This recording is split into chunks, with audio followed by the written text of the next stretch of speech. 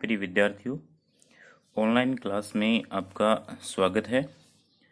हम बात कर रहे थे पैसिव वॉइस की। किसकी बात कर रहे थे? वॉइस की। और वॉइस में मैंने आपको लास्ट में बताया था टेंस के बारे में। टेंस वाले सारणी समझा रहे थे और मैंने वैसे तो पीडीएफ भेज दिया आपके पास पहले से ही। अब समझ लीजिए, आप देखिए कि कौन कौन से टेंस हैं। मैंने आपको बता दिया था पास्ट के बारे में और पास्ट नेगेटिव के बारे में भी बता दिया था। उससे आगे देखिए, यदि आपको सेंटेंस में क्या दी गई है, यानी पास्ट सिंपल की बात की थी हमने, एक बार फिर से रिपीट कर देता हूं मैं। वर्ब की सेकंड फॉर्म क्या दी गई है?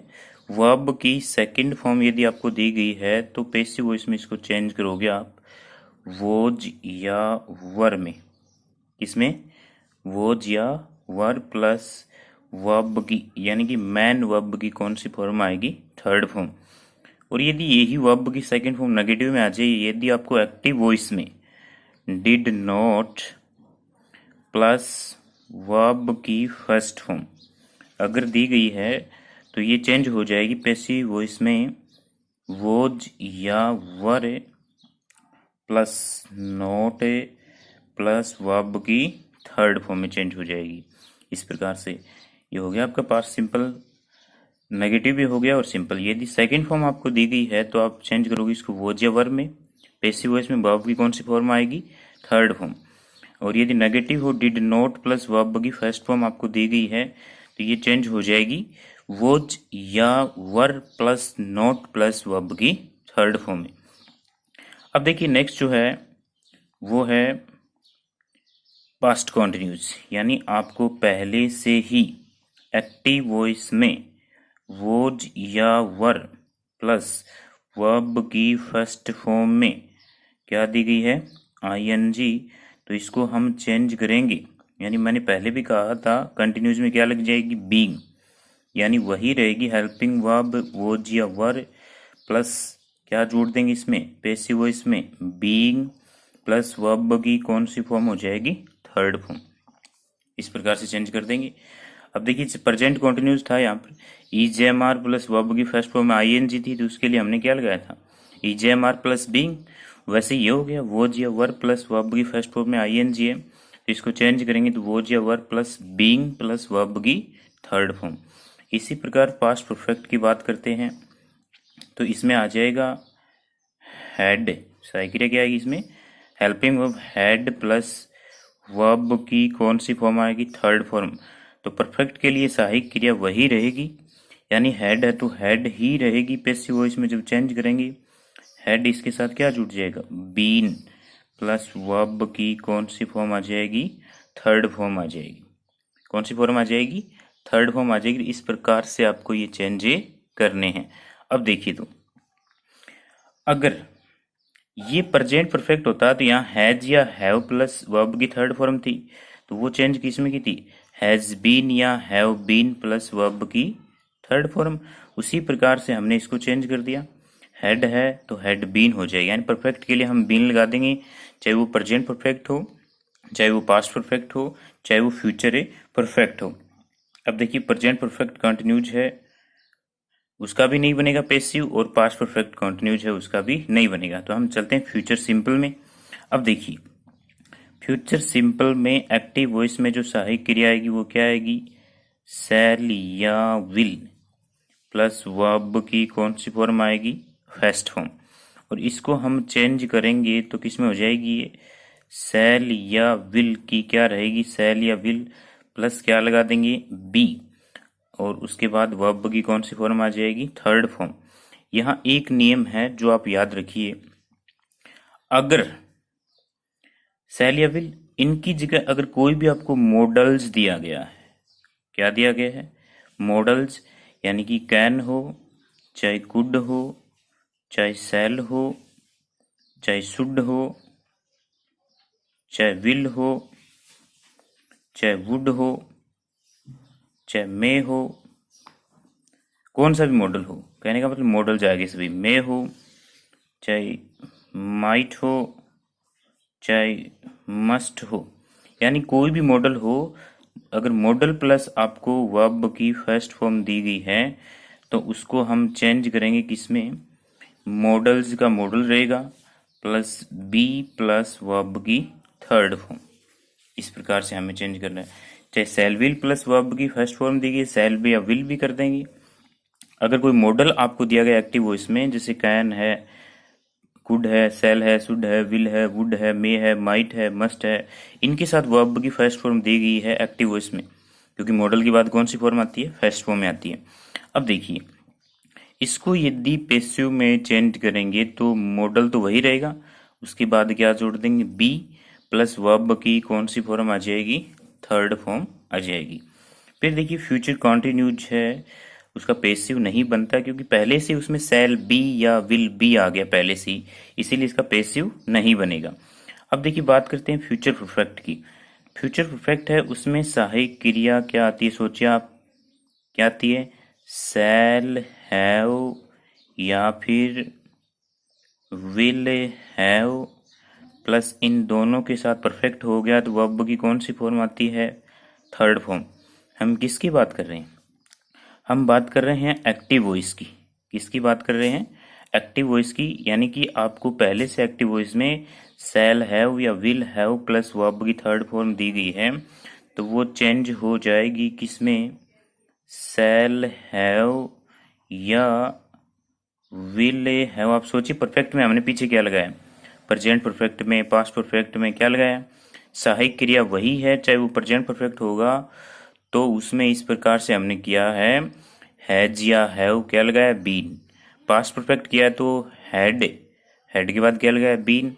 वैसे ही फ्यूचर परफेक्ट यानी कि शैल हैव या विल हैव, यहाँ देखिए शैल हैव या विल हैव, इनके साथ क्या जोड़ देंगे, बीन। क्या जोड़ देंगे, बीन प्लस वर्ब की कौन सी फॉर्म आएगी, थर्ड फॉर्म। तो प्यारे बच्चों, ये हो गया आपका टेंस संबंधी परिवर्तन। अब अच्छे से इसको याद कर लीजिए। मैं एक बार फिर से रिपीट कर देता हूँ कि जो सिंपल हैं, चाहे वो प्रेजेंट सिंपल है, चाहे वो पास्ट सिंपल है, चाहे फ्यूचर सिंपल है, एक्टिव वॉइस से पैसिव में जाओगे तो सहायक क्रिया आगे वाले टेंस की आती है। अब देखिए कंटिन्यूज को याद करने का, प्रेजेंट कंटिन्यूज और पास्ट कंटिन्यूज दो ही हैं, फ्यूचर कंटिन्यूज नहीं है। प्रेजेंट कंटिन्यूज है जैसे इजेमा प्लस वर्ब की फर्स्ट फॉर्म में आईएनजी, तो वो सहायक क्रिया वही रहती है, उसमें सिर्फ बीइंग जुड़ जाता है। ऐसे ही पास्ट का है। अब परफेक्ट की यदि बात करें, चाहे वो प्रेजेंट हो, चाहे पास्ट हो, चाहे फ्यूचर हो, कौन सा भी परफेक्ट हो, चाहे प्रेजेंट हो, चाहे पास्ट हो, चाहे फ्यूचर हो।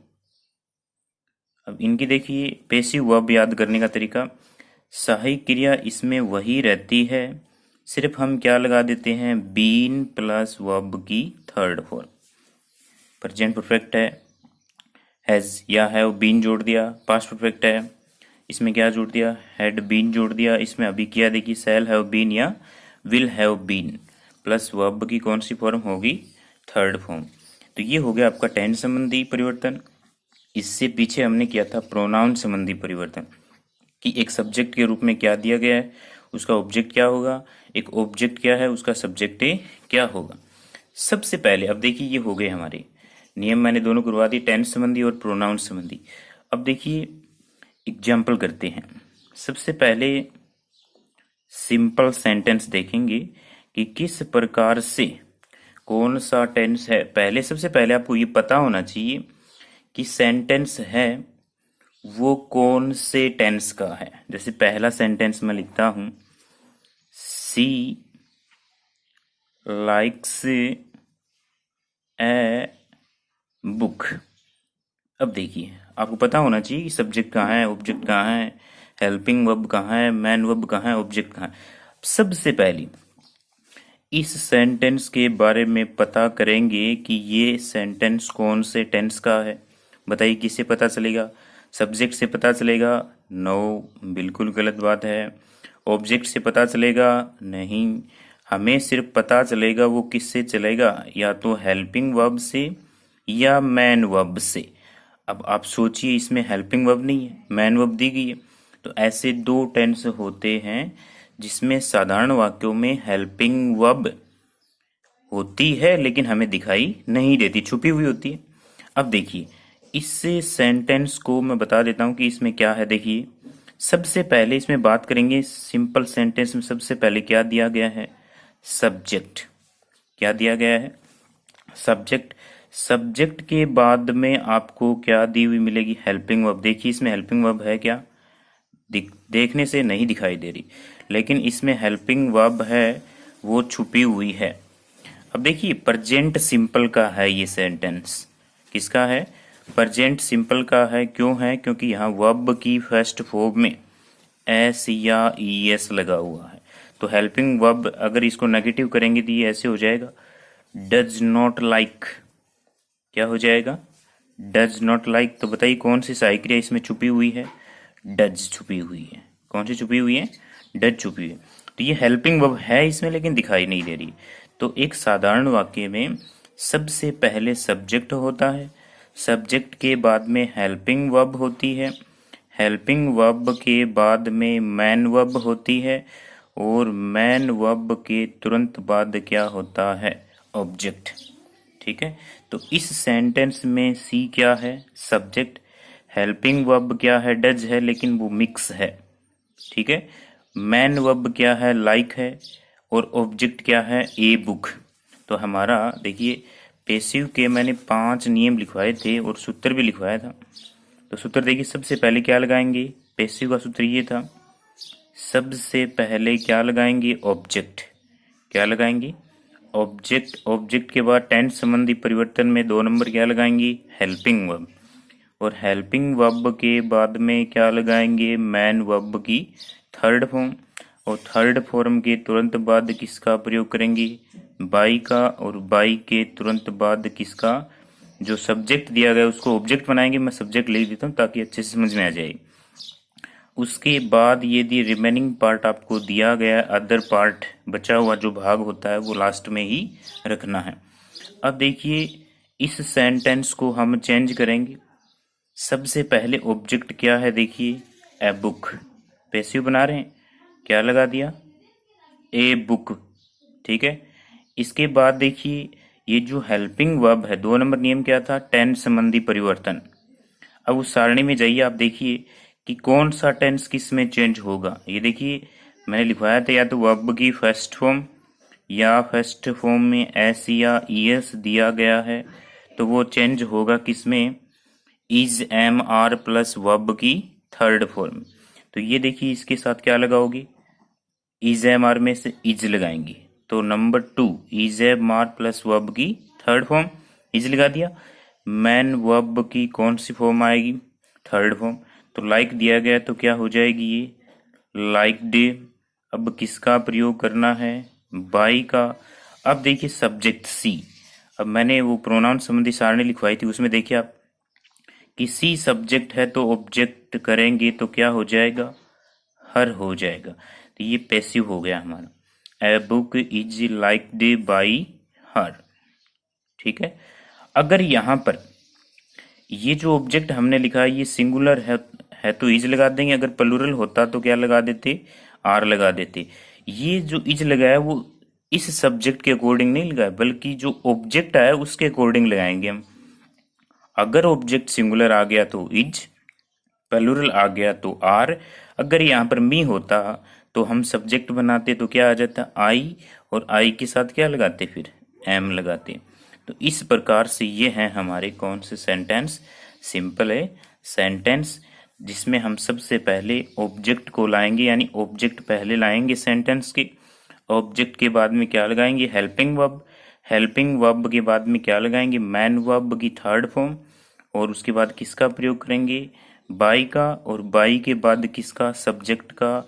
यानी सब्जेक्ट जो शुरू में होता है उसको लाएंगे, सब्जेक्ट को ऑब्जेक्ट की जगह लिखेंगे। तो यानी हमने यहाँ मैंने सीधा ही लिख दिया कि यहाँ सब्जेक्ट लिखा जाएगा, अच्छे तरीके से समझ में आ जाए। अगर रिमेनिंग पार्ट दिया गया है तो क्या लिख देंगे, रिमेनिंग पार्ट लिख देंगे। आगे बात समझ में। तो फिर नेक्स्ट देखिए आप, 2 नंबर सेंटेंस। ठीक है, 2 नंबर सेंटेंस में लिखता हूं कि the girl is singing a song, ये सेंटेंस। अब आप इसकी पहचान कीजिए। अब देखिए इसमें हेल्पिंग वर्ब है, वो दिखाई दे रही है क्या? सीधी सी बात है, इसमें हेल्पिंग वर्ब पहले से दिखाई दे रही है। अब देखिए सबसे पहले क्या है इस सेंटेंस में, सबसे पहले द गर्ल क्या है, इसका सब्जेक्ट। ठीक है। अब देखिए ये जो इज दिया गया क्या है, हेल्पिंग वर्ब। उसके बाद सिंगिंग जो दी गई है वो क्या है, मैन वर्ब। और उसके बाद मैन वर्ब के बाद में क्या दिया गया है, ऑब्जेक्ट दिया गया। तो आप देखिए प्रेजेंट कंटिन्यूज है, is am are plus verb की फर्स्ट फॉर्म में क्या दी गई है, आईएनजी दी गई है। तो आप देखिए मैंने अभी अभी बताया कि कंटिन्यूस जो होगा उसमें सहायक क्रिया वही रहेगी, सिर्फ हम क्या लगा देंगे, बीइंग प्लस वर्ब की थर्ड फॉर्म। अब देखिए इसको मैं चेंज करता हूं कि सबसे पहला हमारा नियम क्या, सबसे पहले हमें क्या लगाना है, इस सेंटेंस का ऑब्जेक्ट लिखना है। ऑब्जेक्ट क्या है, ए सॉन्ग। क्या है, a song. Is am are है वो चेंज किस में हो जाएगी, इज एम आर में रहेगी। तो पहले आप देखिए ए सॉन्ग है तो इज, अब नई चीज क्या लगा देंगे हम, नया वर्ड से वो बीइंग लगा देंगे आईएनजी के लिए। ए सॉन्ग इज बीइंग। अब देखिए सिंग बचा है, यहाँ पर आईएनजी आ गई इसमें, सिंग सॉन्ग संग, थर्ड फॉर्म क्या हो जाएगी, संग। ये इंपॉर्टेंट है इसमें, वर्ब की जो थर्ड फॉर्म होती है तीसरा रूप वो याद होना चाहिए। ए सॉन्ग इज बीइंग संग किसका प्रयोग करेंगे, बाई का। नंबर 4 नियम यही था हमारा, बाई का प्रयोग। अब देखिए सब्जेक्ट क्या था, बाई द गर्ल। ये देखिए प्रोनाउन है तो ही हमें चेंज करने हैं सब्जेक्ट ऑब्जेक्ट, अगर नाउन होगा तो उसमें कोई परिवर्तन नहीं करना है। ठीक है। अब देखिए ये है हमारे सिंपल सेंटेंस। कौन से सेंटेंस हैं, सिंपल सेंटेंस। अब बात करते हैं वे सेंटेंस। कौन से सेंटेंस, वे सेंटेंस जिसका सब्जेक्ट है वो अनइम्पोर्टेंट होता है। क्या होता है, अनइम्पोर्टेंट। अनइम्पोर्टेंट सब्जेक्ट का मतलब हो गया कि ऐसा करता, क्या, ऐसा करता जिसका उस सेंटेंस में कोई महत्व नहीं होता है पैसिव बनाते समय। ठीक है। तो ऐसे में कुछ वर्ड्स आपको बताता हूं, जैसे देखिए आप अनइम्पोर्टेंट सब्जेक्ट यानी उसको बाई लगाकर आपको बाई प्लस ऑब्जेक्ट नहीं करना है। आगे बात समझ में, यानी ऐसे सब्जेक्ट मैं आपको बता रहा हूं। तो देखिए अगर सेंटेंस में क्या दिया गया हो, समवन, क्या दिया गया हो, someone, somebody, someone, somebody, everyone, everybody, everybody, no one, nobody। ये देखिए अनइम्पोर्टेंट है, पीपल बहुत इंपॉर्टेंट है, people, all of them, all of them, they, we, one, police, farmers। यानी कुछ ऐसे सेंटेंस ये आपको याद रखने हैं कि ये देखिए एक्टिव वॉइस में ये अगर दिए गए हैं तो पैसिव वॉइस में आपको बाई प्लस ऑब्जेक्ट नहीं लगाना है। जैसे देखिए या तो someone, somebody, everyone, everybody, no one, nobody, people, all of them, they, we, one, place, farmers. अगर ये आपको दिए गए हैं तो मैं पहले बता चुका हूं इनको बाई प्लस ऑब्जेक्ट आपको नहीं करना है। क्या नहीं करना है, बाई प्लस ऑब्जेक्ट नहीं करना है।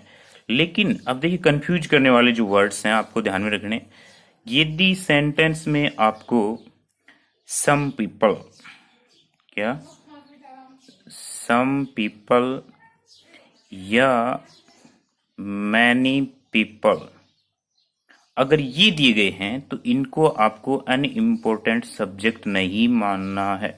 ये क्या है, इंपॉर्टेंट सब्जेक्ट है, यदि यह सम पीपल मैन पीपल आ जाए तो आप बाई प्लस ऑब्जेक्ट लगाओगे सेंटेंस में। आगे बात समझ में।